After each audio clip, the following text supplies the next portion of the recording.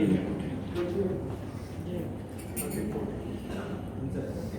समं कायशिरोग्रीवं धारयन् अचलं स्थिरः सम्प्रेक्ष्य नासिकाग्रं स्वं दिशश्च अनवलोकयन्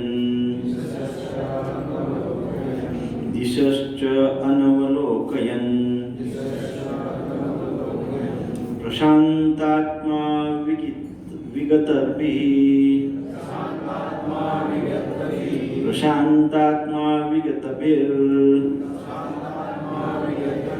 ब्रह्मचर्ये व्रते स्थितः मनः संयम्य मच्चित्तो युक्त आसित मत्परः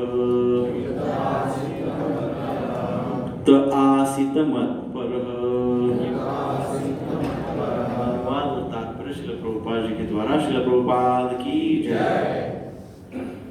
योगाभ्यास करने वाले को चाहिए कि वह अपने शरीर, गर्दन तथा सिर को सीधा रखे और नाक के अगले सिरे पर दृष्टि लगाए।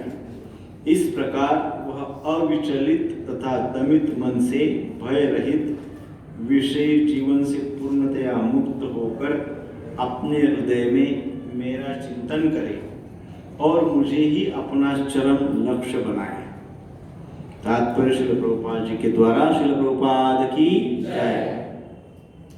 जीवन का उद्देश्य श्री कृष्ण को जानना है, जो प्रत्येक जीव के हृदय में चतुर्भुज परमात्मा रूप में स्थित है।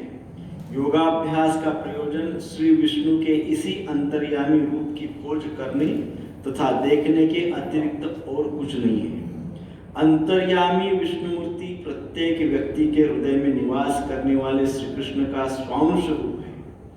जो इस विष्णु मूर्ति की अनुभूति करने के अतिरिक्त किसी अन्य कपट योग में लगा रहता है, वह निसंदेह अपने समय का अपव्यय करता है। श्री कृष्ण ही जीवन के परम लक्ष्य है और प्रत्येक हृदय में स्थित विष्णु मूर्ति ही योगाभ्यास का लक्ष्य है। हृदय के भीतर इस विष्णु मूर्ति की अनुभूति प्राप्त करने के लिए ब्रह्मचर्य व्रत अनिवार्य है। अतः मनुष्य को चाहिए कि घर छोड़ दे और किसी एकांत स्थान में बताई गई विधि से आसीन होकर रहे। नित्य प्रति घर में या अन्यत्र मैथुन भोग करते हुए और तथाकथित योग की कक्षा में जाने मात्र से कोई योगी नहीं हो जाता। उसे मन को संयमित करने का अभ्यास करना होता है और सभी प्रकार की इंद्रिय तृप्ति से, जिसमें मैथुन जीवन मुख्य है, बचना होता है। महान ऋषि याज्ञवल्क्य ने ब्रह्मचर्य के नियमों में बताया है, कर्मणा मनसा वाचा सर्वावस्थासु सर्वदा सर्वत्र मैथुन त्यागो ब्रह्मचर्य प्रचक्षते। सभी कालों में, सभी अवस्थाओं में तथा सभी स्थानों में मनसा वाचा कर्मणा मैथुन भोग से पूर्णतया दूर रहने में सहायता करना ही ब्रह्मचर्य व्रत का लक्ष्य है। मैथुन में प्रवृत्त रहकर योगाभ्यास नहीं किया जा सकता। इसलिए बचपन से जब मैथुन का कोई ज्ञान भी नहीं होता, ब्रह्मचर्य की शिक्षा दी जाती है। 5 वर्ष की आयु में बच्चों को गुरुकुल भेजा जाता है, जहाँ गुरु उन्हें ब्रह्मचारी बनने को दृढ़ नियमों की शिक्षा देते हैं। ऐसे अभ्यास के बिना किसी भी योग की उन्नति नहीं की जा सकती, चाहे वो ध्यान हो या कि ज्ञान या भक्ति। किंतु जो व्यक्ति विवाहित जीवन के विधि विधानों का पालन करता है और अपनी ही पत्नी के संबंध रखता है, वह भी ब्रह्मचारी कहलाता है। ऐसे संयमशील गृहस्थ ब्रह्मचारी को भक्ति संप्रदाय में स्वीकार किया जा सकता है, किंतु ज्ञान तथा ध्यान संप्रदाय वाले ऐसे गृहस्थ ब्रह्मचारी को भी प्रवेश नहीं देते। उनके लिए पूर्ण ब्रह्मचर्य अनिवार्य है। भक्ति संप्रदाय में गृहस्थ ब्रह्मचारी को संयमित मैथुन की अनुमति रहती है, क्योंकि भक्ति योग संप्रदाय इतना शक्तिशाली है कि श्री भगवान की सेवा में लगे रहने से वह स्वतः ही मैथुन का आकर्षण त्याग देता है। भगवद गीता 2.59 में कहा गया है, विषया विनवर्तन्ते निराहारस्य देहिनः रसवर्जं रसो अप्यस्य परम दृष्ट्वा निवर्तते। जहाँ अन्यों को विषय भोग से दूर रहने के लिए बाध्य किया जाता है, वही भगवत भक्त भगवत रसास्वादन के कारण इंद्रिय तृप्ति से स्वतः विरक्त हो जाता है। भक्त को छोड़कर अन्य किसी को इस अनुपम रस का ज्ञान नहीं होता। विगत भी पूर्ण कृष्ण भावना भावित हुए बिना मनुष्य निर्भय नहीं हो सकता। बद्ध जीव अपने विकृत स्मृति अथवा श्री कृष्ण के साथ अपने शाश्वत संबंध की विस्मृति के कारण भयभीत रहता है। श्रीमद् भागवतम का 11.2.37 में कथन है, भयम द्वितीय अभिनिवेशतः स्याद् ईशा तत्प्रेतस्य विपर्योगो स्मृति। कृष्ण भावना भावित व्यक्ति ही योग का पूर्ण अभ्यास कर सकता है, और चूंकि योगाभ्यास का परम लक्ष्य अंतःकरण में श्री भगवान का दर्शन पाना है, अतः कृष्ण भावना भावित व्यक्ति पहले ही समस्त योगियों में श्रेष्ठ होता है। यहाँ पर वर्णित योग विधि के नियम तथाकथित लोकप्रिय योग समितियों से भिन्न है। ओम ज्ञानतिमिरान्धस्य ज्ञानाञ्जनशलाकया चक्षुरुन्मिलितं येन तस्मै श्रीगुरुवे नमः। श्रीचैतन्यमनोभीष्टं स्थापितं येन भूतले स्वयं रूप कदा मह्यं ददाति स्वपदान्तिकं। वन्देऽहं श्रीगुरु श्रीयुतपदकमलं श्रीगुरुं वैष्णवांश्च। श्रीरूपं साग्रजातं सहगण रघुनाथान्वितं तं सजीवं साद्वैतं सावधूतं परिजनसहितं कृष्ण चैतन्यदेवं श्रीराधा कृष्ण पादान् सहगण ललिता श्रीविशाखान्वितंश्च। हे कृष्ण करुणा सिन्धु दीनबन्धु जगत्पते गोपेशा गोपिकान्त राधाकान्त नमोस्तुते। तप्त काञ्चन गौरांगी श्रीराधे वृन्दावनेश्वरी वृषभानुसुते देवी प्रणमामि हरिप्रिये। वाञ्छाकल्पतरुभ्यश्च कृपा सिन्धुभ्येव च पतितानां पावनेभ्यो वैष्णवेभ्यो नमो नमः। जय श्री कृष्ण चैतन्य प्रभु नित्यानंद श्री अद्वैत गदाधर श्रीवासादि गौर भक्तवृंद। हरे कृष्ण कृष्ण कृष्ण हरे हरे, हरे राम राम राम हरे हरे। हरे कृष्ण कृष्ण कृष्ण हरे हरे, हरे राम राम राम हरे हरे। हरे कृष्ण कृष्ण कृष्ण हरे हरे, हरे राम राम राम हरे हरे। श्रील प्रभुपाद की जय। So 6.13 and 14. समम काय शिरोग्रीवं धारयन् अचलं स्थिरं संप्रेक्ष नासिकाग्रं स्वं दिशश्चान अवलोकयन्। प्रशांतात्मा विगतभि ब्रह्मचारी व्रते स्थितः मनः संयम्य मच्चित्तो युक्त आसित मत्परः। योगाभ्यास करने वाले को चाहिए कि वह अपने शरीर, गर्दन तथा सिर को सीधा रखे और नाक के अगले सिरे पर दृष्टि लगाए। इस प्रकार वह अविचलित तथा दमित मन से भय रहित विषयी जीवन से पूर्णतया मुक्त होकर हृदय में मेरा चिंतन करे और मुझे ही अपना चरम लक्ष्य बनाए। इस श्लोक से भगवान ये साधना ही विषय बताना चाह रहे हैं। अभी तक जो विषय बताए थे भगवान ने कहा था कि क्या पैराफर्नेलिया चाहिए, क्या ध्यान करने के लिए क्या क्या चाहिए, है ना। भगवान ने आसन के विषय में बताया था, नहीं सब।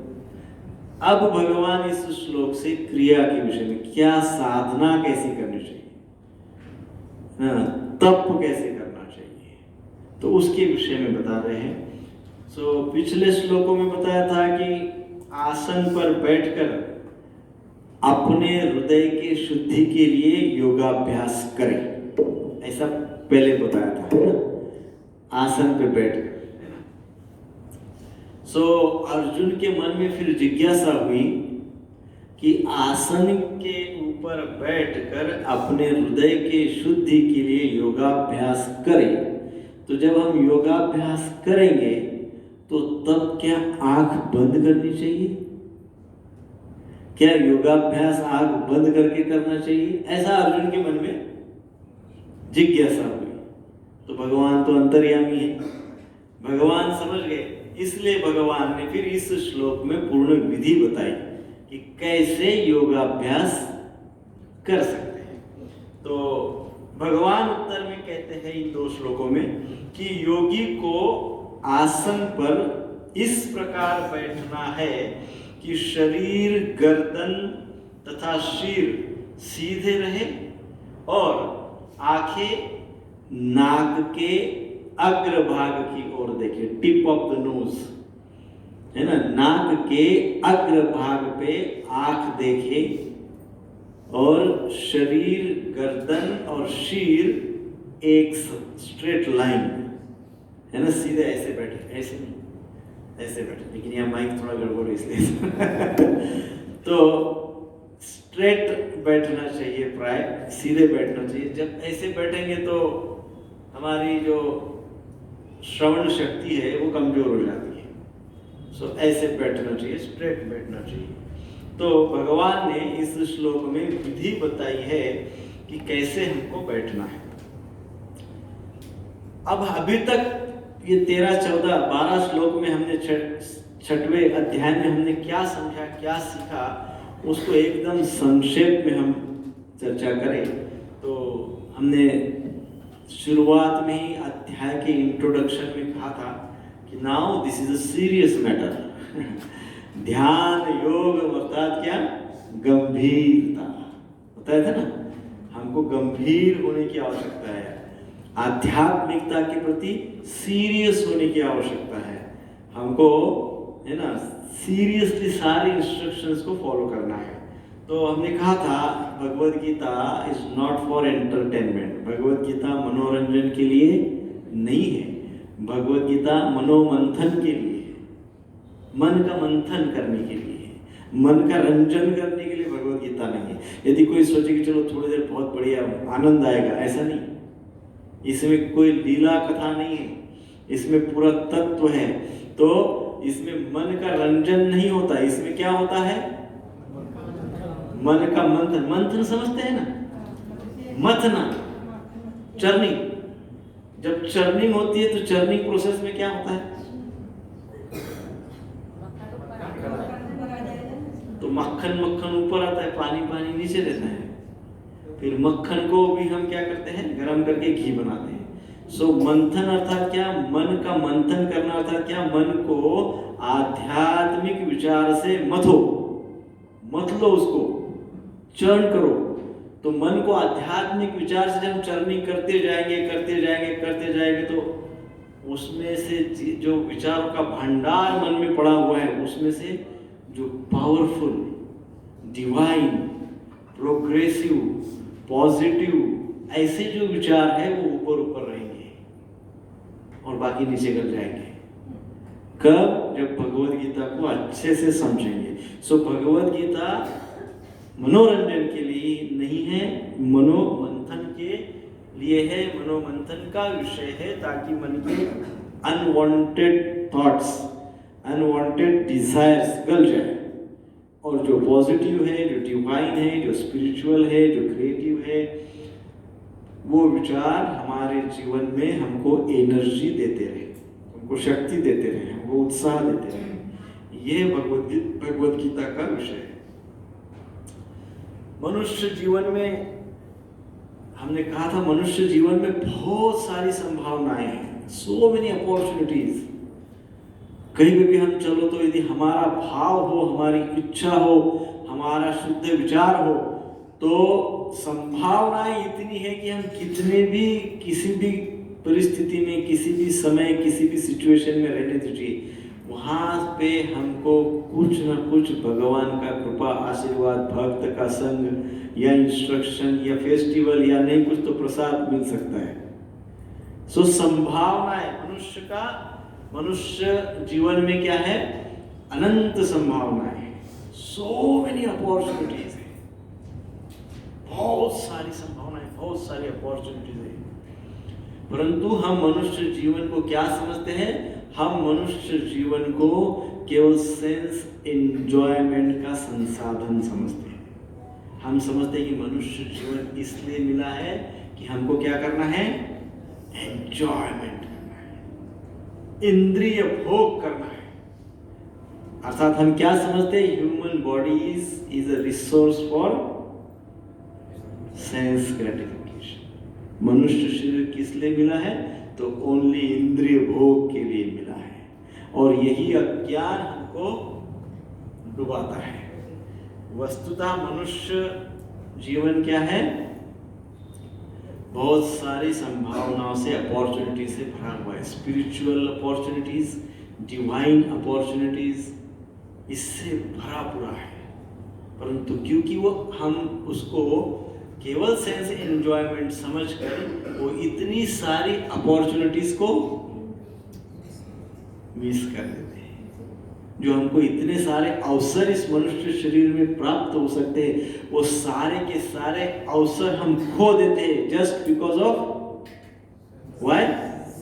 Sense gratification. इंद्रिय भोग के चक्कर में हम पूरी सारी के सारे अवसर, सारी की सारी अपॉर्चुनिटीज हम मिस कर देते हैं। फिर हमने पूर्व में एक उदाहरण बताया था कैसे मिस करते हैं।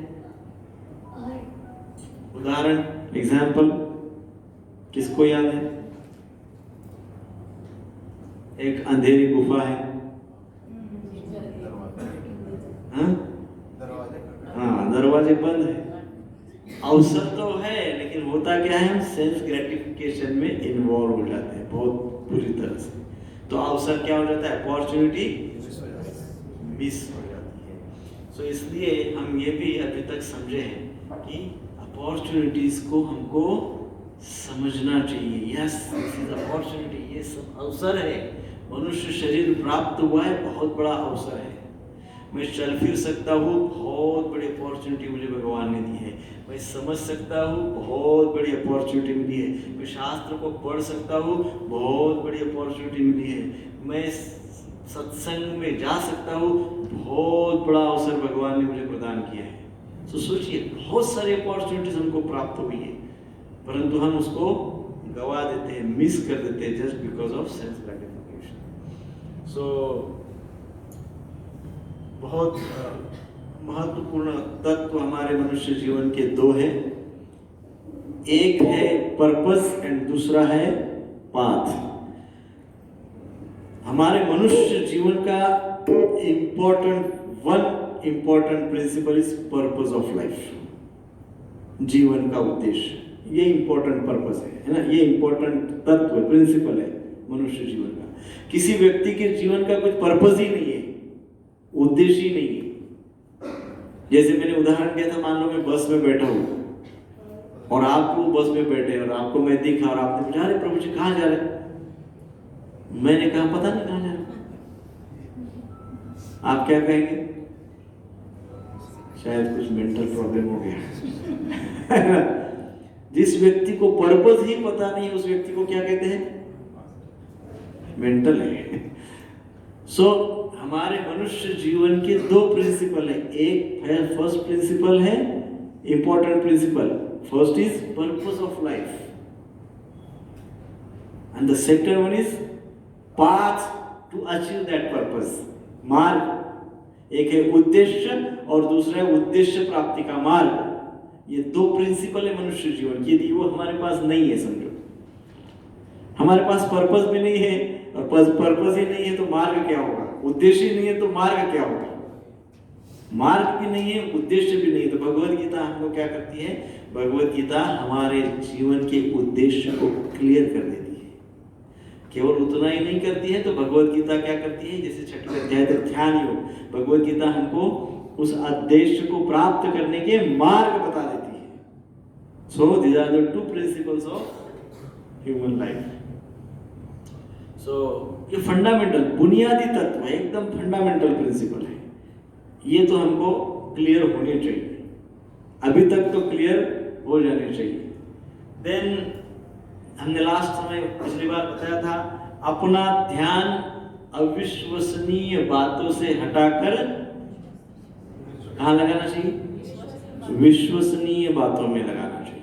अविश्वसनीय से हटाना, टेम्पररी से हटाओ, है ना, टेम्पररी बातों से ध्यान हटाओ, परमानेंट बातों में ध्यान लगाओ। अविश्वसनीय बातों से हटाकर विश्वसनीय बातों पर ध्यान लगाना चाहिए। डिटैचमेंट, वैराग्य मीन्स ऐड कृष्णा, है ना, भक्ति करो, कृष्ण को ऐड करो, भगवान को ऐड करो, है ना। डिटैच होने के लिए अटैच होना पड़ता है, किससे? भगवान से। सो भगवान के साथ अटैच होने को ही डिटैच कहते हैं। इस बात की भी हमने चर्चा की थी और बहुत इंपॉर्टेंट बात बताई थी। क्या बताई थी? अपने भीतर गोता लगाओ, है ना, बताया था ना। इनर, अंदर ढूंढो, अपने अंदर ढूंढो, अंदर भीतर गोता लगाओ। डीप इनसाइड कुछ साक्षात्कार पाने का प्रयास करें, एकदम डीप इनसाइड, हृदय के। इसीलिए देखिए क्या कहते हैं हृदय को? अंतःकरण। क्या कहते हैं? अंत, अंत है, अंत है ना, एकदम इतना डीप जिसका अंत हो गया, एकदम लास्ट स्टेज ऑफ डेप्थ, अंतःकरण। तो वो अंतःकरण तक पहुंचना चाहिए, हमारे अंतःकरण तक तो गोता लगाना चाहिए, भीतर गोता लगाना चाहिए। और उसके लिए बताया था क्या?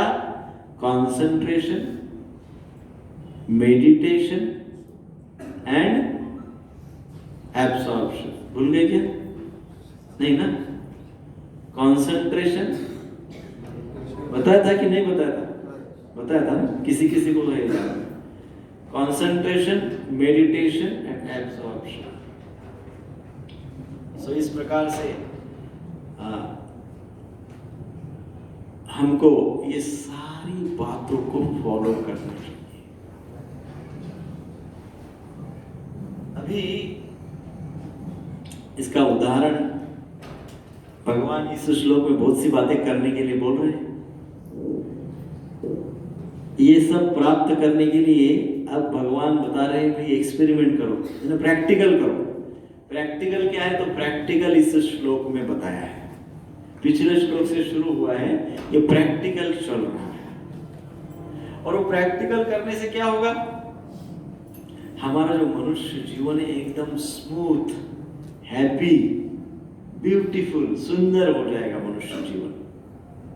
सुखमय, शांतिमय, आनंदमय जीवन, मनुष्य जीवन हो जाएगा। वो गाड़ी का पहिया होता है व्हील, बैलगाड़ी सबने देखी है? किसने नहीं देखी बैलगाड़ी? सभी ने देखी है। बैलगाड़ी का वो चक्का होता है और उसका एक एक्सल रहता है, पिस्टन। क्या बोलते हैं? एक्सल होता है, पिस्टन या एक्सल। एक्सल में वो व्हील रहता है ना। तो वो एक्सल और व्हील के बीच में लोग क्या करते हैं? उसके अंदर ऑयलिंग करते हैं, उसको लुब्रिकेंट डालते हैं। तो वो जो एक्सल है, मान लो बहुत दिनों से ऐसे ही पड़ा है, जंग खा गया, उसको जंग लग गया। और जो व्हील है, वो व्हील का भी जो इनर सर्कल है वो भी ऐसे ही पड़ा है, उसको भी जंग लग गया। तो क्या करना पड़ेगा? ओनली ऑयलिंग से काम नहीं चलेगा, वो पेपर लेना पड़ेगा। कौन सा पेपर बोलते हैं उसको? हाँ, वो पेपर लेके उसको पहले, हाँ, तो ये श्लोक में जो बोला है ना, सम काय शिरोग्रीवम धारयन अचलम स्थिरम, स्थिरम, वो यानी पेपर की घिसाई है वो। वो एक्सेल को घिस रहे ना, पेपर को, वो एक्सेल को घिस रहे, व्हील के इनर सर्कल को घिस रहे, घिस के पूरा वो सब निकाल रहे। तो अंदर इनर्शिया है, लेजीनेस है, सो मेनी थॉट्स है, डेविएशंस है ना, हमारा चित्त अस्थिर है, मन अस्थिर है, मन कमजोर है, शारीरिक प्रॉब्लम, ये सब है। तो ये क्या है, जंग लगा हुआ है। तो पहले जंग को निकालो, मैंने कहा सीधे बैठो। स्ट्रेट बैठो एकदम। तो कैसे बैठो, तो बताए समम काय शीर ग्रीव, 3 बातें बताइए। तो एक प्रकार से वो सारे जंग को साफ करके जब उसमें ऑयल लुब्रिकेंट डाला जाएगा तब वो व्हील बहुत स्मूथली चलेगा, वो पहिया, वो चक्र बहुत अच्छा घूमेगा। वैसे ही जब हमारे जीवन में डिसिप्लिन होगा, साधना होगी, यम नियम होंगे, आसन होगा, प्राणायाम होगा, प्रत्याहार होगा, ध्यान धारणा होगी, तब हमारा जीवन, मनुष्य जीवन समृद्ध होगा, है ना। तो पहले तो हमको क्या करना है, अभी पहले तो घिसाई करना है एंड देन ऑयलिंग करना है। तो पहला श्लोक है घिसाई, दूसरा श्लोक है ऑयलिंग, 13 and 14 क्लीन करो एंड देन क्या करें, प्रशांतात्मा विगतः भी ब्रह्मचारी व्रते स्थितः। तो this is kind of oiling. तो क्लीनिंग प्रोसेस है दोनों अल्टीमेट। सो इसमें इस प्रकार से बताया गया है कि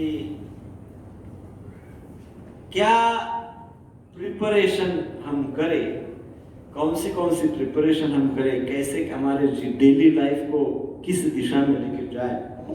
तो समम काय शिरोग्रीवम धायन अचलम स्थिर, अर्थात काय अर्थात कमर से तो गले तक का जो पोर्शन है, कमर से तो गले तक का जो पोर्शन है उसको कहते हैं काय। देन का है शिर अर्थात ये भाग, शिर अर्थात मस्तक का भाग, मतलब यहां से यहां तक, ये शिर यहां से यहां तक। देन कहा गया ग्रीवा अर्थात नेक, गर्दन। तो समम काय शिरोग्रीव अर्थात ध्यान के समय काया, शीर और ग्रीवा सम रखे।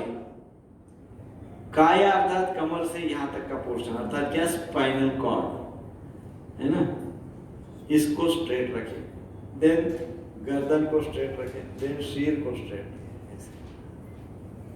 एक स्ट्रेट लाइन में शीर से लेके शीर, गर्दन एंड ये कॉर्ड, स्पाइनल कॉर्ड पूरा एक स्ट्रेट लाइन में रखे। बहुत से लोग नहीं रख सकते तो तकिया लेके रखे, नीचे बैठ के आराम से सुखासन, पद्मासन, कोई भी आसन में बैठे। तो भगवान ने तो इसको बहुत आसान कर दिया है। भगवान ने ये नहीं बोला कि सिद्धासन, पद्मासन, अमुकासन, तमुकासन, कुछ नहीं बोला, सीधे बोले सिंपल बात बताइए भगवान। तो वैसे बताया गया है कि रीढ़ की हड्डी, गर्दन और शीर सीधे रखे। और क्या कहा गया है, अचलम स्थिरम, अर्थात अचल रहे, बिल्कुल जरा भी हिले नहीं, स्थिर रहे, अचल रहे। अब प्रॉब्लम क्या है, जब ये तीनों आगे झुक जाते हैं तो 5 मिनट भी नहीं हो सकता ऐसा, तो नींद आती है। हम तो कितना बैठ सकते हैं, ऐसा प्रैक्टिस ही नहीं है। 2 से 3 मिनट तक बैठ सकते हैं स्ट्रेट ऐसे, फिर भूल जाते हैं कि हमको स्ट्रेट बैठना है। और फिर क्या हो जाता है, ये आगे झुकता है, गर्दन आगे, सर आगे, ये भी थोड़ा ऐसा कर्व हो जाता है। आगे जब झुकता है तो आगे झुकने से नींद आती है। क्या आती है, नींद आती है। फिर आपको इसका एग्जाम्पल चाहिए तो अपने क्लास में कई बार ऐसा एग्जाम्पल देखने को मिलता है ना। तो आगे झुकते हैं तो नींद आती है, और फिर कभी कभी ऐसा हो जाता है,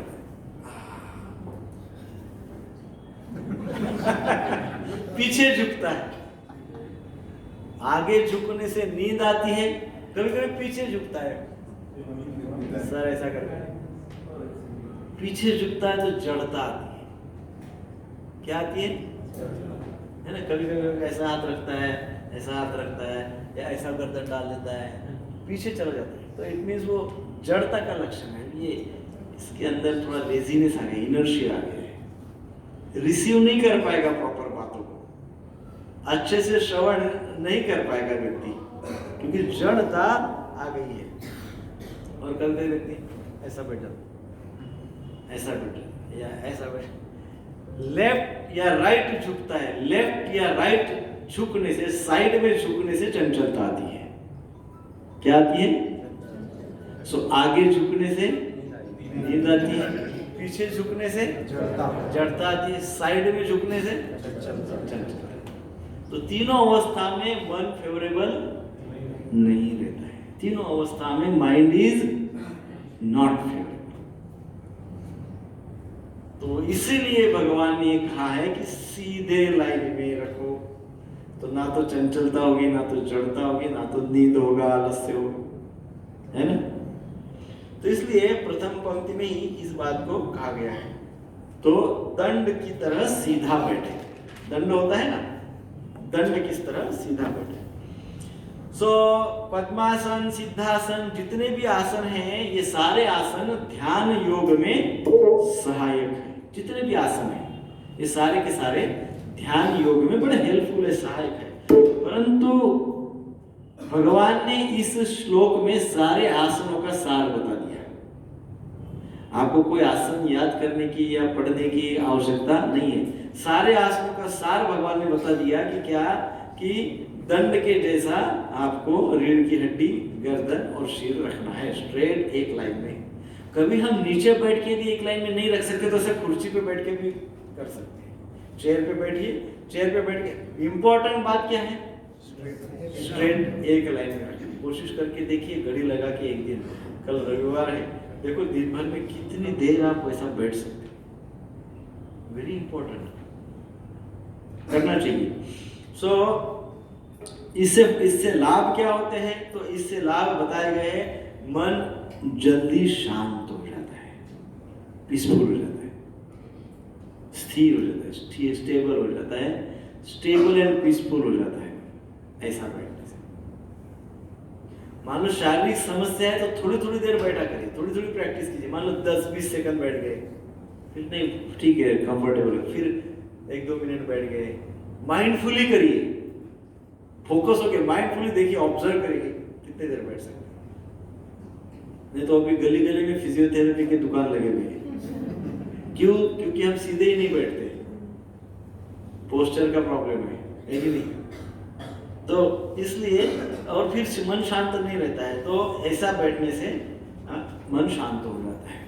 कभी कभी यदि नींद आती है ध्यान में, ध्यान लगाते हुए कभी कभी नींद यदि आती है, तो उठ के खड़े हो जाए।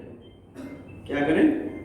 उठ के खड़े होकर थोड़ा यहाँ वहाँ वॉकिंग करें, चले फिरे, और फिर बैठ जाए। ऐसा नहीं कि पूरी की पूरी 16 की 16 माला चल फिर के कर रहे, जप माला कर रहे, नींद आ रही, थोड़ा उठ के थोड़ा चलिए और फिर बैठिए। नहीं तो कई लोग हम देखते हैं, फिर चलते चलते वो भूल जाते हैं कि वो जप कर रहे थे, और फिर कब वो बातचीत करने लग जाते हैं पता ही नहीं चलता है। और आजकल बातचीत करने के लिए किसी की आवश्यकता नहीं है ना, फोन होता ही है पास में। सो एक बहुत महत्व की बात है, थोड़ी देर उठ के फिर बैठ जाइए। अब जब सेकंड टाइम बैठ जाएंगे आप, तो अपने आप को समझाइए कि जब तक मेरा ध्यान पूरा नहीं होता है, मेरा जप पूरा नहीं होता है ना, मैं उठूंगा नहीं।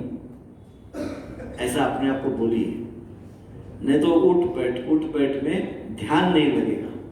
सो अपने आप को इंसिस्ट करिए, बोलिए, आग्रह से बोलिए कि अब एक बार उठा, 2 बार उठा, ठीक है, अब मैं बैठ रहा हूँ, अब मैं उठूंगा नहीं जब तक मेरा कार्य सिद्ध नहीं होता है, जब तक मेरा ध्यान पूर्ण नहीं होता है, या जब तक मेरा जप पूर्ण नहीं होता है, या मे भी जब तक मेरी 8 माला या 4 माला पूरी नहीं होती है। अपने आप को फ्री मत छोड़िए, नहीं तो मन हर एक माला के बाद उठने के लिए बोलेगा। तो मन को बोली कि नहीं, 4 माला तक तो नहीं उठना है भाई, बैठना है, नॉट अलाउड। है ना? तो ऐसा संकल्प करिए। और फिर सीधे बैठकर अच्छे से ध्यान करिए, जप करिए। जब हम सोचिए कि कई बार हम ये देखते हैं कि ध्यान में हमको नींद आती है, जप में हमको नींद आती है, श्रवण में हमको नींद आती है ना, ऐसी नींद आती है। किसी को प्रसाद देते हुए नींद आती है, भोजन कर रहा है नींद आई, हुआ ऐसे क्यों? माला 8 मिनट की होती है, 8 मिनट में एक राउंड पूरा हो जाता है, और भोजन के लिए आधा घंटा लगता है। लेकिन आधे घंटे के भोजन के टाइम में नींद आती है? नहीं आती है। 8 मिनट के माला जप में नींद आती है, 5 मिनट के ध्यान में नींद आ जाती है। क्यों होता है ऐसा?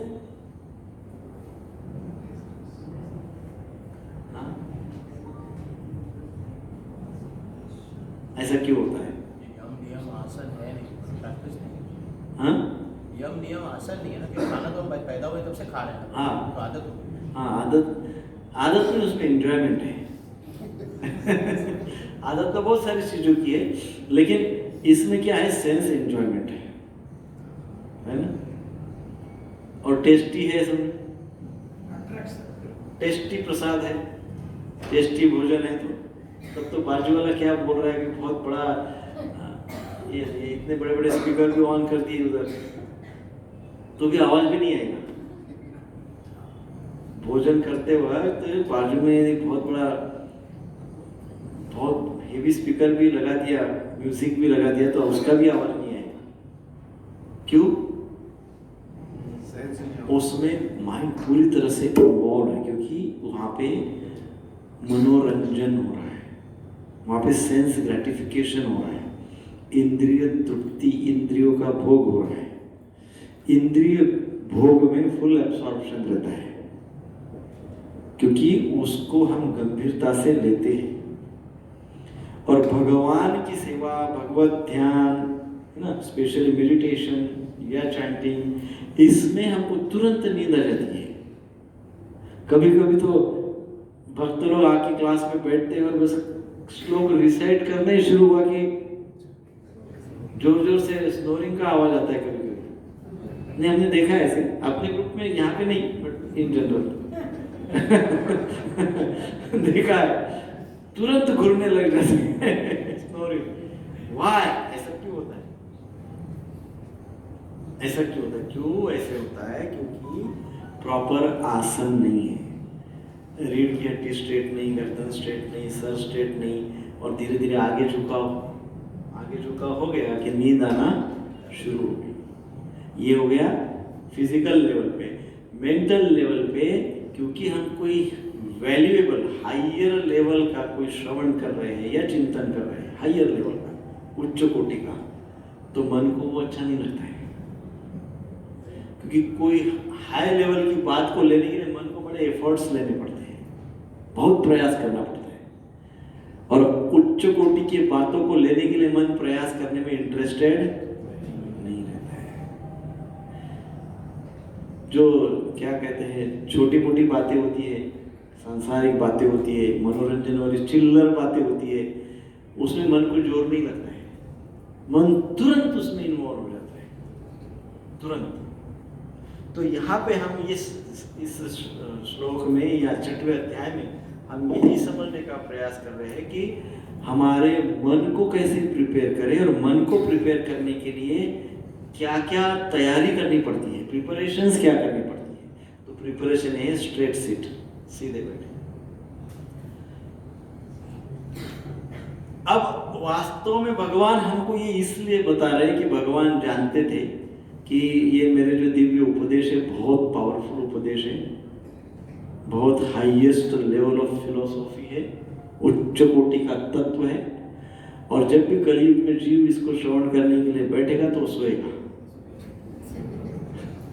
तो भगवान ये जानते थे, इसलिए भगवान ने इस श्लोक में ये बातें बताई कि जीव को नींद न आए। अच्छा, इन बातों को ब्रह्म सूत्र में भी बताया गया है। ब्रह्म सूत्र में भी इन बातों को बताया गया। ब्रह्म सूत्र में कहा गया है आसन संभवात, अर्थात यदि आप साधना करना चाहते हैं तो सिट योरसेल्फ प्रॉपर्ली, तो ठीक से बैठे, ठीक से आसन ग्रहण करें। ब्रह्म सूत्र में कहा है, ब्रह्म सूत्र 4.1.7 क्या कहा गया है? आसन संभवात। फिर आगे ब्रह्म सूत्र में ही कहा गया है अचलत्वं चापेक्ष, अर्थात ensure that you sit erect, यानी अपने आप को आश्वस्त करिए कि आप सीधे बैठेंगे और स्थिर बैठेंगे। अपने आप को आश्वस्त करिए पहले ही, मेक श्योर। फिर कहा गया ध्यानाश्च, एक सूत्र है ध्यानाश्च। ध्यानाश्च अर्थात seated in this manner focus the mind in meditation.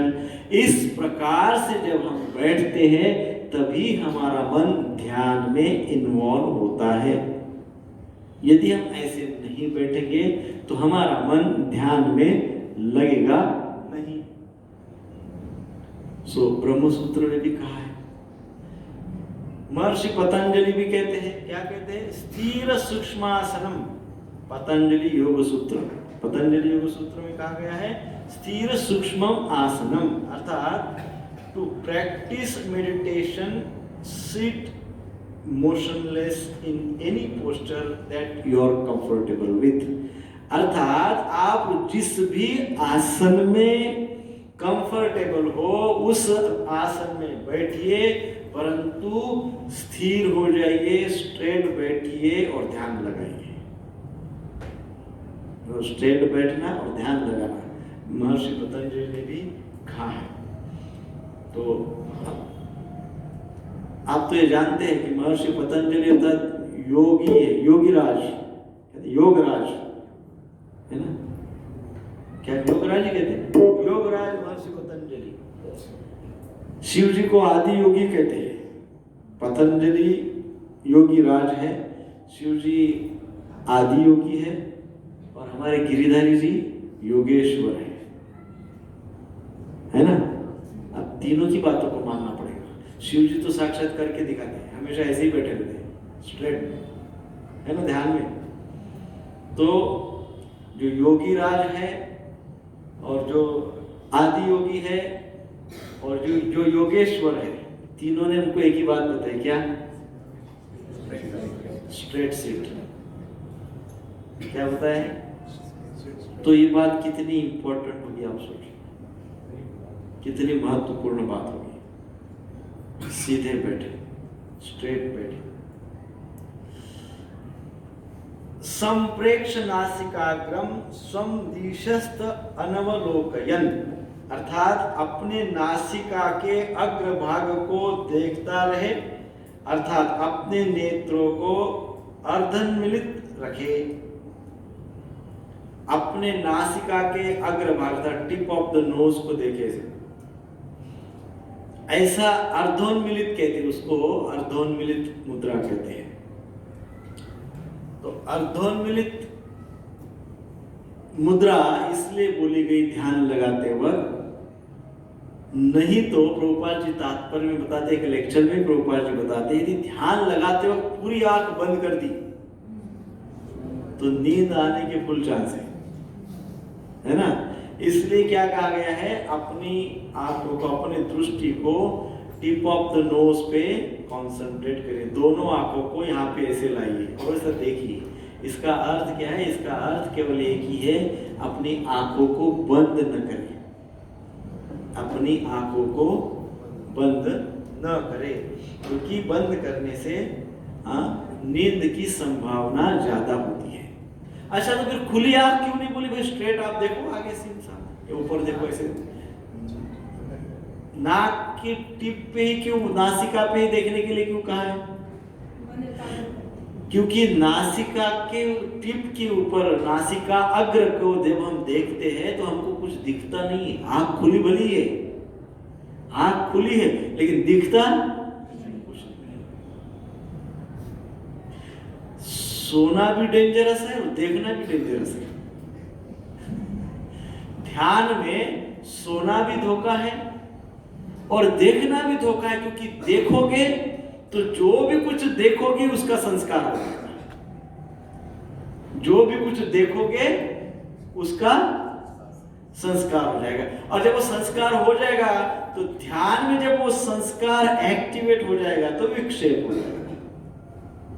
वो संस्कार क्या कराएगा? ध्यान में विक्षेप कराएगा। क्या कराएगा? विक्षेप कराएगा, ध्यान नहीं लगेगा। सो देखने से भी विक्षेप होगा और आंख बंद करने से भी क्या होगा? विक्षेप, नींद आ जाएगी। तो इसलिए भगवान ने क्या कहा कि अपने नासिका के अग्र भाग को देखो। तो जब आप ये जो रेटिना है अपने आंख का दोनों, आपको दोनों को ऐसे पास में लाना हो तो सामने इधर उधर कुछ नहीं दिखेगा, आसपास का कुछ नहीं दिखेगा। हाँ, और ऐसे कहते हैं योग शास्त्र में, जब इस प्रकार की मुद्रा हम करते हैं तो उस मुद्रा को करने की जैसे जैसे प्रैक्टिस हो जाती है तो थर्ड आई खुल जाती है। ऐसे योग शास्त्र में कहते हैं तीसरी आंख खुल जाती है। तीसरी आंख अर्थात ज्ञान चक्षु। कौन सी आंख? ज्ञान की आंख, ज्ञान चक्षु। बायोलॉजिकल लैंग्वेज में, मेडिकल लैंग्वेज में कहते हैं पिट्यूटरी ग्लैंड एक्टिवेट हो जाती है, तो हमारे डिस्क्रिमिनेशन पावर एकदम शार्प हो जाती है। क्या सही क्या गलत हमको दिख जाता है, this is wrong this is right दिख जाता है ना।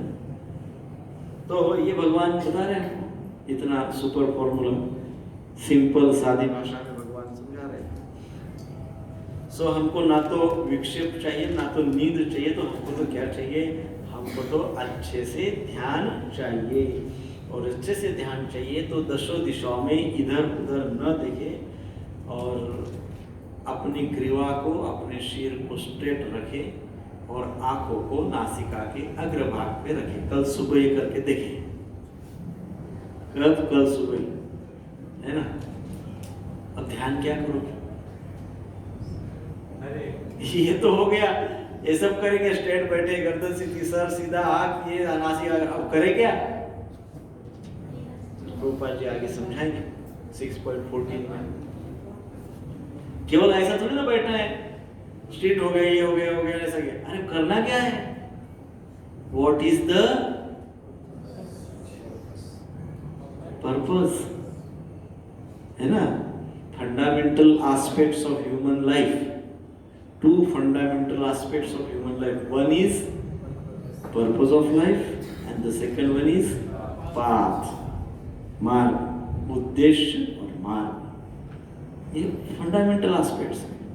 अब हम ऐसे बैठे हैं, कोई भी एक्टिविटी हम करते हैं, कोई भी हम कार्य करते हैं, कहीं भी जाते हैं तो मन में तुरंत आना चाहिए व्हाट इज द पर्पस। क्या आना चाहिए? व्हाट इज द पर्पस, क्या पर्पस है। विदाउट पर्पस डायरेक्शनलेस लाइफ, दिशाहीन जीवन होता है। तो इस प्रकार से हम ऐसे सब बैठे, पर्पस क्या है? तो पर्पस भगवान 14 में बता रहे हैं किस लिए करना है। 14 में बता रहे प्रशांतात्मा विगतभि ब्रह्मचारी व्रते स्थितः। ये भी हमको प्रैक्टिकल करने के लिए बोल रहे हैं। नेक्स्ट लाइन में बता रहे क्या? योगी नेक्स्ट लाइन में क्या बता रहे हैं? मन संयम्य मच्चित्तो युक्त आसित मत्परः। क्या कह रहे हैं? मन संयम्य मत चित्तो, मेरे में चित्त लगाओ। फिर क्या कह रहे हैं? युक्त आसित मत पर, मेरे युक्त हो जाओ, मेरे में चित्त लगा दो। राइट? ये सब करके करना क्या है? ये सब करके फिर अपना मन और चित्त कृष्ण में लगाओ। तो पहली पंक्ति में प्रशांत आत्मा विगतभि ब्रह्मचारी व्रते स्थितः। प्रशांत आत्मा अर्थात जिसका अंतःकरण राग और द्वेष से रहित है, उसको प्रशांत कहते हैं। प्रशांत कौन है? हाँ? राग और द्वेष से रहित जो है वो प्रशांत आत्मा है। सो योगी का मन शांत रहना चाहिए। फिर कहा गया है प्रशांत आत्मा अर्थात शांत रहना चाहिए, उसके मन में राग द्वेष नहीं होना चाहिए। फिर कहा गया है विगत भी अर्थात भय से मुक्त रहना चाहिए, उसको किसी भी प्रकार का भय नहीं होना चाहिए। ब्रह्मचारी व्रते स्थितः, और योगी को ब्रह्मचर्य का व्रत करना चाहिए और इस प्रकार से व्यक्ति स्थित होना चाहिए।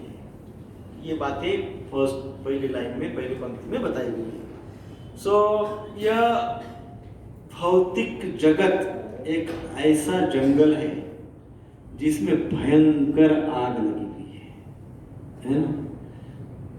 संसार दावा नललीड लोका प्रणय कारुण्य घन घनत्वम, संसार दावा नललीड लोका, आग लगी हुई संसार में।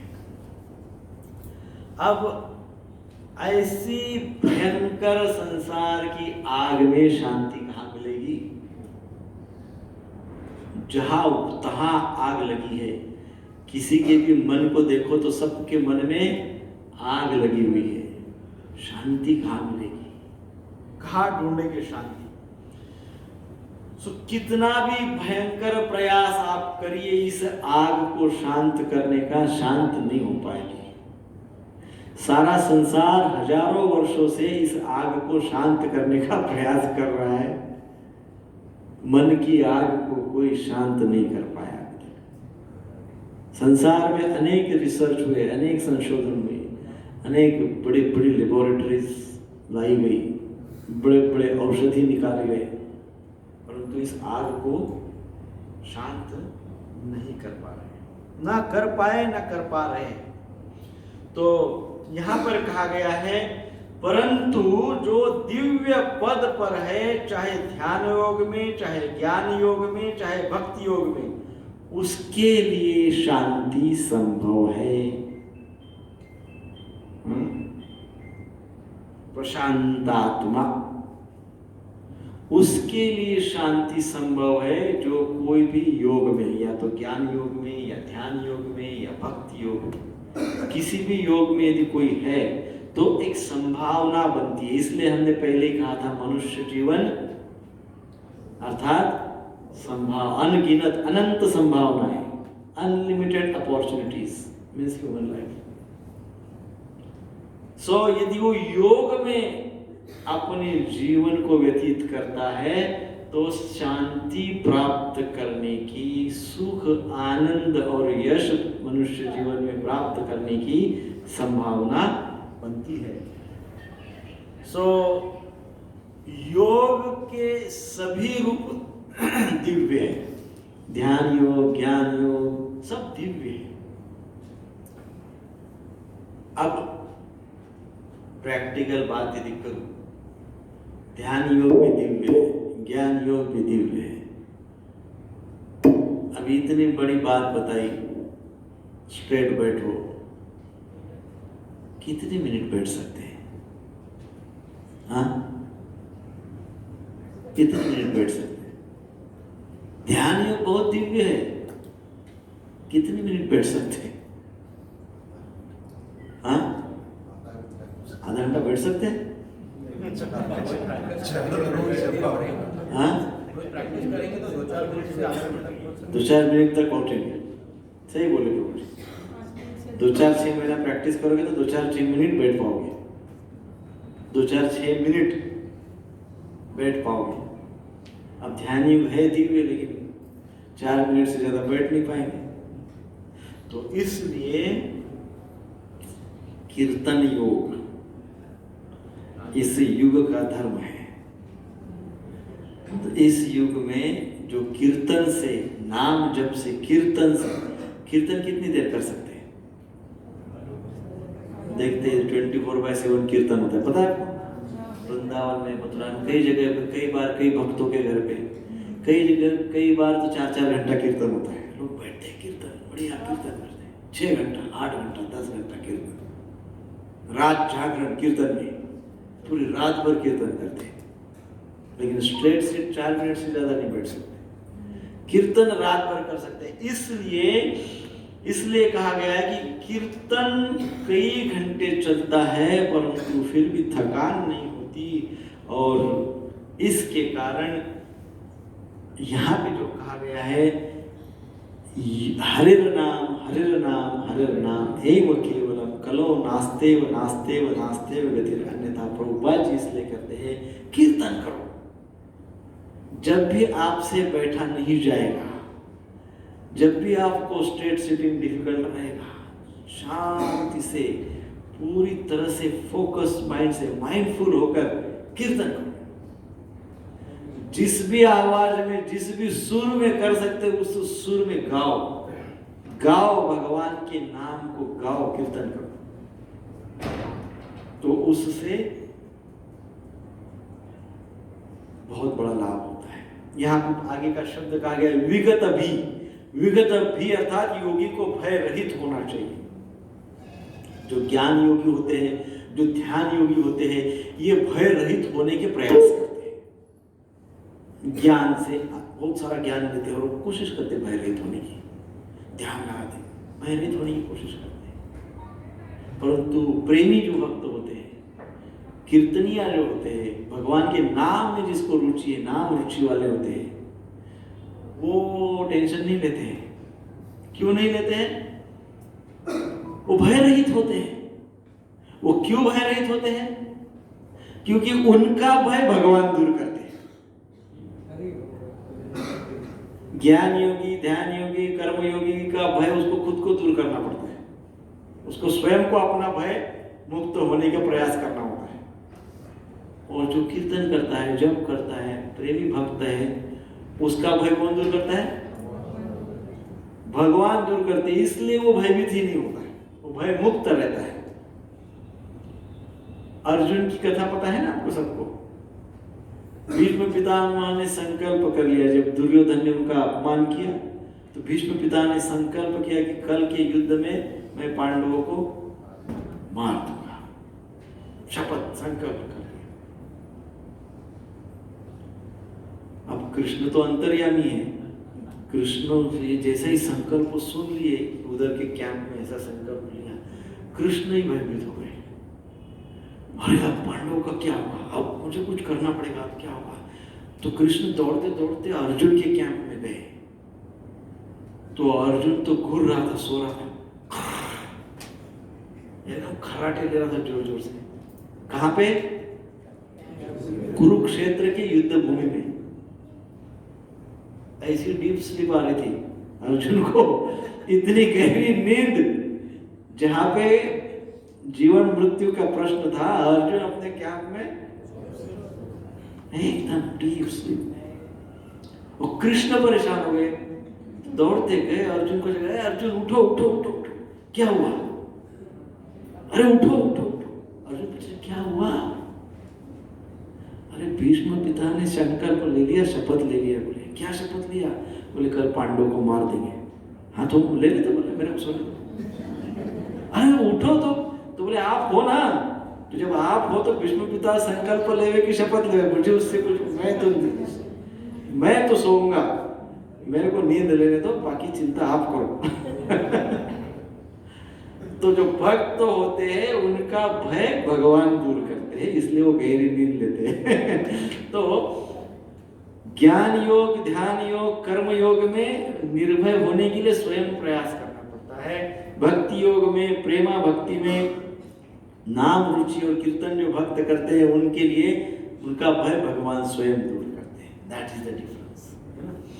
सो ये भक्तानाम अभयंकर भगवान को कहा जाता है। भगवान के विषय में जब बोला जाता है तो कहा जाता है भक्तानाम अभयंकर, अर्थात श्री कृष्ण अपने शरण में आए हुए सारे भक्तों का भय दूर कर देते हैं। भक्तानाम अभयंकर।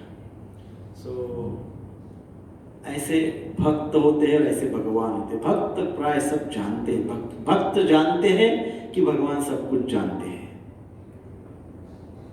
भक्त यह जानते हैं कि भगवान सब जानते हैं, है ना? भक्त क्या जानते हैं? कि भगवान सब कुछ जानते हैं। इसके अलावा भक्त कुछ नहीं जानते हैं। भक्त कभी बोलता नहीं कि मैं सब जानता हूँ, मुझे सब पता है, मुझे बहुत ज्ञान है, ऐसे कभी नहीं बोलते। भक्त केवल इतना ही बोलते कि भगवान सब कुछ, बस मैं कुछ नहीं जानता हूँ, भगवान सब कुछ जानते हैं। और इसलिए जब भक्त ऐसे बोलते तो भगवान सोचते यार ये कुछ भी नहीं जानना चाहता है, तो अब इसके लिए सब मुझे ही जानना पड़ेगा है ना। तो इस प्रकार से भक्ति में जीवन को, भक्ति को श्रेष्ठ बताया गया है, भक्ति योग को श्रेष्ठ बताया गया है। ब्रह्मचारी व्रते स्थिता, योगी को ब्रह्मचारी के व्रत में स्थित रहना चाहिए। श्रील प्रभुपाद जी तात्पर्य में लिखते हैं, हृदय के भीतर विष्णु की अनुभूति प्राप्त करने के लिए ब्रह्मचर्य व्रत अनिवार्य है। देखिए, अपने हृदय में कामुकता रखना और फिर जाके योग साधना करना, इस बात को विशेषकर प्रभुपाद जी समझा रहे हैं कि हृदय में कामुकता है और ध्यान लगा के बैठे, कोई लाभ नहीं होने वाला, कोई भी लाभ होने वाला नहीं, उल्टी बड़ी भयंकर परीक्षा होने वाली है। आध्यात्मिक व्यक्ति जब इस प्रकार से कामुक भाव रखेगा तो उसकी बहुत ज्यादा भयंकर समस्याएं हो जाएगी।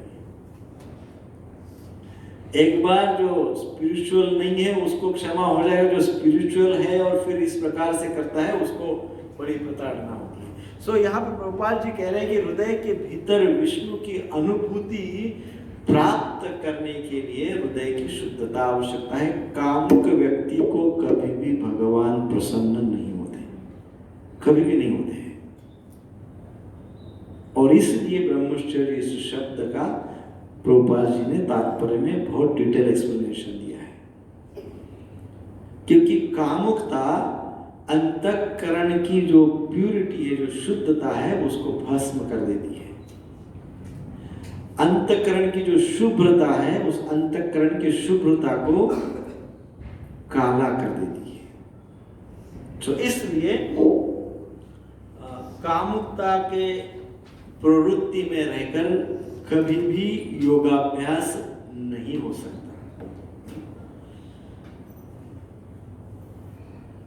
तात्पर्य में प्रभुपाद जी ने प्रवचन में यह भी कहा है कि नियमित वैवाहिक जीवन के विधि विधानों का पालन करने वाले व्यक्ति को ब्रह्मचारी कहा जा सकता है। विधि पूर्वक शास्त्र के अनुसार जो विवाहित व्यक्ति है वो शास्त्र के अनुसार अपना जीवन यापन करता है, तो ऐसे व्यक्ति को ब्रह्मचारी भी कहा जा सकता है। गृहस्थ ब्रह्मचारी, प्रभुपाद जी यूज्ड टू से गृहस्थ ब्रह्मचारी, बिकॉज वो अपने वैवाहिक जीवन को रेगुलेट किया है, नियमितता में उसने अपने वैवाहिक जीवन को ढाल लिया है। जानवरों के जैसा नहीं, कभी भी कुछ अच्छा लगा तो खा लिया, कभी भी सो लिया, कभी भी संबंध रखे, कभी भी कुछ भी किया, कुत्ते बिल्ली के जैसा। तो वो गृहस्थ नहीं है, वो गृहमेधी है, तो उसको ब्रह्मचारी नहीं कहा गया। परंतु जो शास्त्र के अनुसार अपना जीवन यापन करता है, वैवाहिक जीवन पालन करता है, उसको गृहस्थ ब्रह्मचारी कहा गया है। और फिर कहा गया कि वो ब्रह्मचारी भी योगी बन सकता है, वो गृहस्थ ब्रह्मचारी योगी बन सकता है। सो संयमशील गृहस्थ ब्रह्मचारी को भक्ति संप्रदाय में स्वीकार किया गया है, इसे तात्पर्य में लिखा है। क्योंकि भक्तिमय जीवन में, भक्ति योग में व्यक्ति भगवान का प्रेम प्राप्त करने का प्रयास करता है, इसके कारण उसके अंदर का काम नष्ट हो जाता है ना। प्रेम आने से वो काम नष्ट हो जाता है, अर्थात वैवाहिक जीवन के नियमितता के व्यतिरिक्त जो काम भाव है, अर्थात व्यभिचार है, वो व्यभिचार भाव नष्ट हो जाता है, क्योंकि उसके हृदय में भगवत प्रेम भाव जागृत हो जाता है। तो इसलिए वह व्यक्ति भी योगी बन सकता है। मन संयम में मत चित्तो, मन को वश में करके मुझ में चित्त लगाना चाहिए। भगवान कह रहे हैं कि मन को वश में करके मुझ में चित्त लगाना चाहिए। ध्रुव महाराज का बहुत सुंदर उदाहरण है। ध्रुव महाराज तप करने गए जंगल में, जब वो तप करने गए तो भगवान प्रकट हुए उनके सामने। तो जब भगवान प्रकट हुए तो ध्रुव महाराज भगवान की स्तुति करने लगे। तो स्तुति में वो कहते हैं, यो अंत प्रविश्य मम वाचम इमाम प्रसुप्ताम। वो कहते हैं यो अंत प्रविश्य, श्रीमद् भागवतम के 4.9.6, यो अंत प्रविश्य मम वाचम इमाम प्रसुप्ताम। अर्थात प्रभु, क्या आप मेरी एक विनती को स्वीकार करेंगे? ऐसे पूछते ध्रुव महाराज। यो अंत, क्या आप मेरी एक विनती को स्वीकार करेंगे? तो कौन सी विनती है? बोलते यो अंत प्रविश्य मावाम वाचम इमाम प्रसुप्ताम। तो क्या करो हे भगवान, जैसे आप मेरे समक्ष खड़े हो ना, वैसे ही एकदम उछलकर मेरे हृदय में आ जाओ। इतनी विनती है, स्वीकार करेंगे क्या? जैसे मेरे समक्ष आप खड़े हैं चतुर्भुज रूप में, वैसे ही जंप मार के सीधा उछलकर मेरे हृदय में बंद हो जाओ। और मेरे हृदय में बंद होकर क्या करें? वाचम इमाम प्रसुप्ताम, आप वहां पे बंद हो जाओ, उसके बाहर निकलो मत। मेरे चित्त में समा जाओ। ऐसा ही सिमिलर प्रार्थना हम रोज हमारे गिरिधारी जी के सामने कर सकते हैं। जाके गिरिधारी जी हमारे सामने प्रकट है, हम रोज सामने जाके प्रार्थना करते हैं, गिरिधारी जी मेरी विनती स्वीकार करोगे? वो पूछेंगे क्या? तो क्या बोलोगे?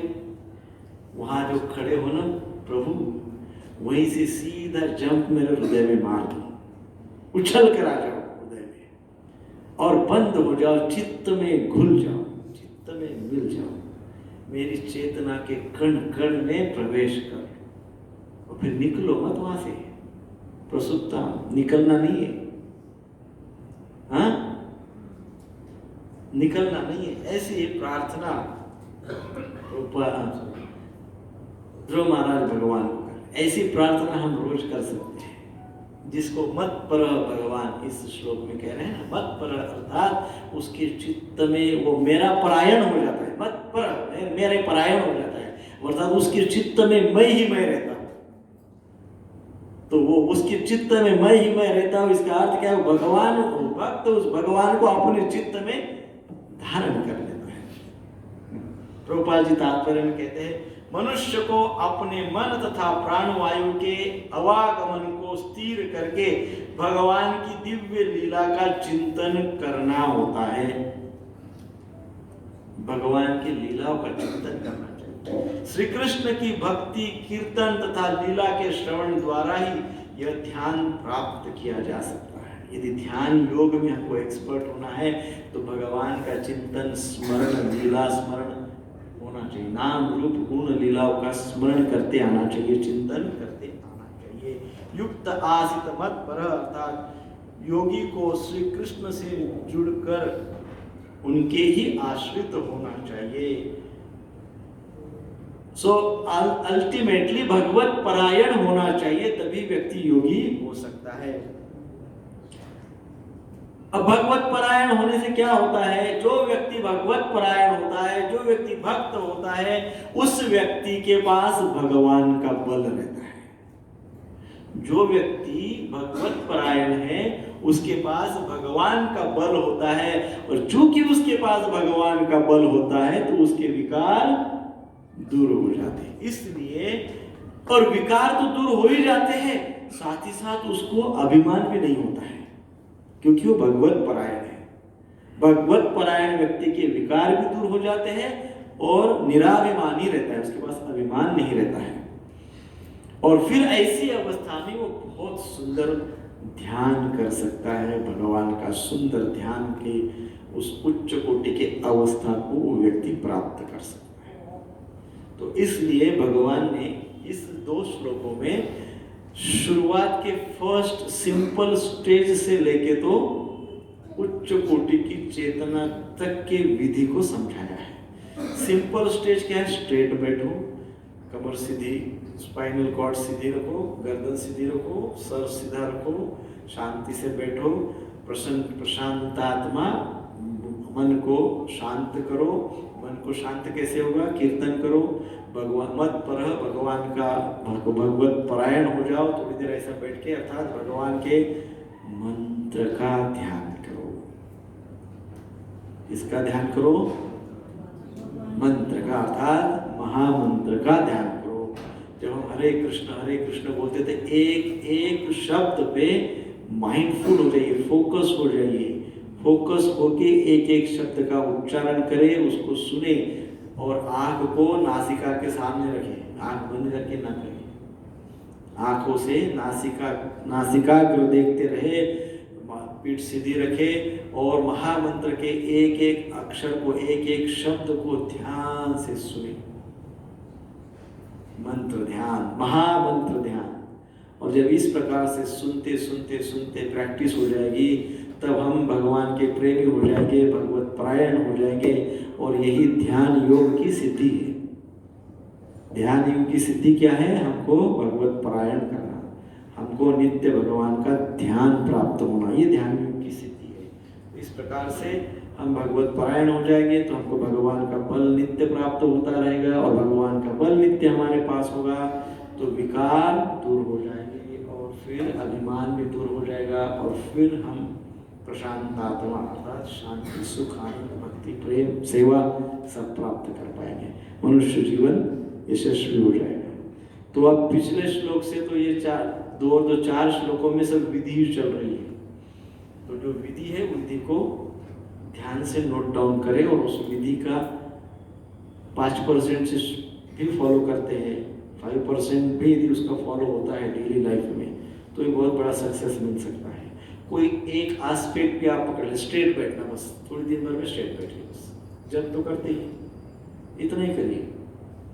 1.5 घंटा हमने चर्चा की, आप इसमें से 1 मिनट का सार ये लिख लीजिए, स्ट्रेट बैठना है, बस हो गया। सिंपल, पूरा श्लोक एक शब्द में हो गया, क्या? स्ट्रेट बैठना। That is simple, right? तो आप समराइज करिए, टेक होम पॉइंट्स।